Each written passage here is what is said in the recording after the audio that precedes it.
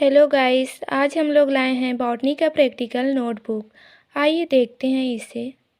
कुछ इस प्रकार से दिया गया है, जिसमें फर्स्ट है आपका सेंट्रीफ्यूज। सेंट्रीफ्यूज का डायग्राम देखते हैं। सेंट्रीफ्यूज का डायग्राम कुछ इस प्रकार से है।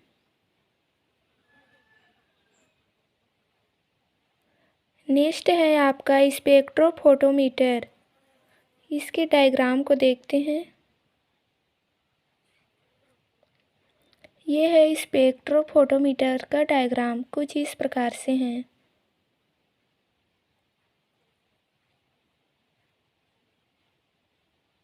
इसके बाद आता है वाटर बाथ। वाटर बाथ होता क्या क्या है, इसके बारे में दिया गया है। वाटर बाथ एक परंपरागत उपकरण होता है। इसके डायग्राम को देखते हैं। वाटर बाथ का डायग्राम कुछ इस प्रकार से है।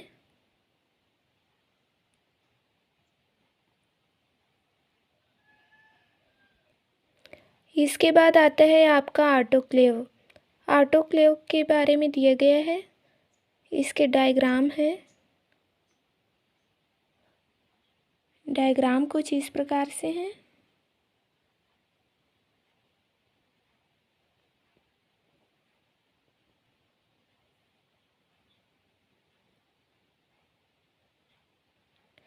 इसके बाद आता है hot air oven. Hot air oven के विषय में कुछ इस प्रकार से हैं। इसके डायग्राम को देखते हैं। हॉट एयर ओवन का डायग्राम इस प्रकार से है।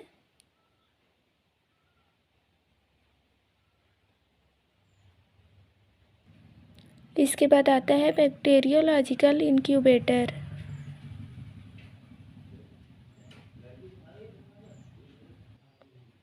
इसके डायग्राम कुछ इस प्रकार से है।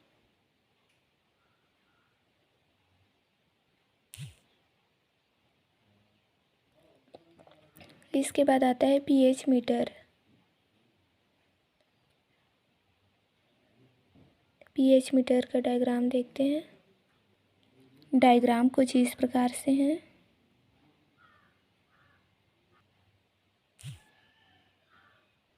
इसके बाद आता है आपका एक्सपेरिमेंट नंबर 1, जिसमें गेहूं के ब्लैक रस्ट या काला रतुआ रोग के लक्षणों का अध्ययन करना इनका उद्देश्य है।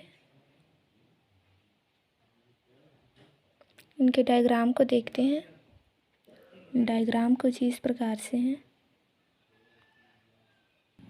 इसके बाद नेक्स्ट है आपका गेहूं के पौधे की पत्तियों में रस्ट रोग के पोषक रोगजनक संबंध का अध्ययन करना। इनके डायग्राम को देखते हैं। डायग्राम कुछ इस प्रकार से है।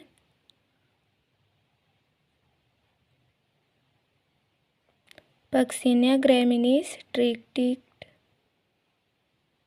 इसके बाद आता है टेलियोटो अवस्था, टेलियोटो स्पोर्स। इनके डायग्राम है। डायग्राम कुछ इस प्रकार से है।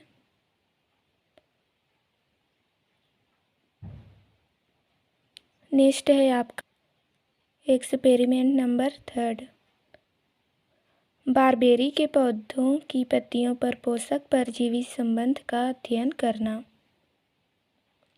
इनके डायग्राम को देखते हैं।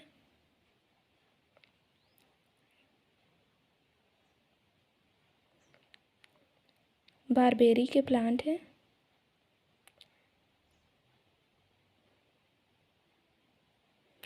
इसी का आगे का है ये।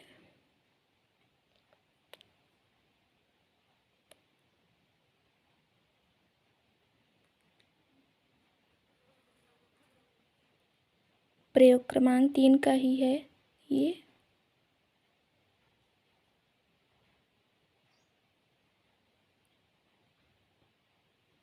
इसके बाद आता है आपका एक्सपेरिमेंट नंबर 4, मूंगफली के टिक्का रोग के लक्षणों का अध्ययन करना। इनके डायग्राम को देखते हैं। कुछ इस प्रकार से है। मूंगफली के टिक्का रोग। प्रयोग क्रमांक 5 है आपका, मूंगफली के टिक्का रोग के पोषक रोगजनक संबंध का अध्ययन करना। इनके डायग्राम कुछ इस प्रकार से हैं।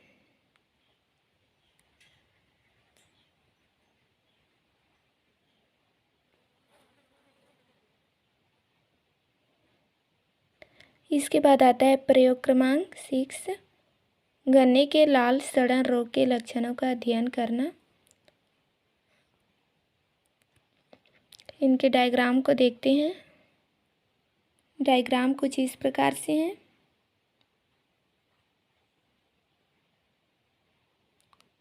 इसके बाद है आपका इस एक्सपेरिमेंट नंबर 7, जिनका उद्देश्य है गन्ने के लाल सड़न रोग के पोषक रोगजनक संबंध का अध्ययन करना।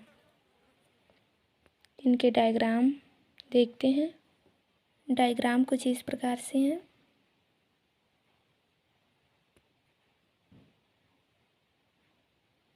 इसके बाद है आपका एक्सपेरिमेंट नंबर 9, भिंडी के पीली नाड़ी पच्चीकारी रोग के लक्षणों का अध्ययन करना।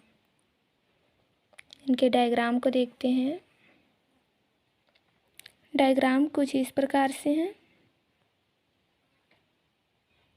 इसके बाद है एक्सपेरिमेंट नंबर 10, बैगन के लघुपर्ण रोग के लक्षणों का अध्ययन करना। इनके डायग्राम है कुछ इस प्रकार से डायग्राम है।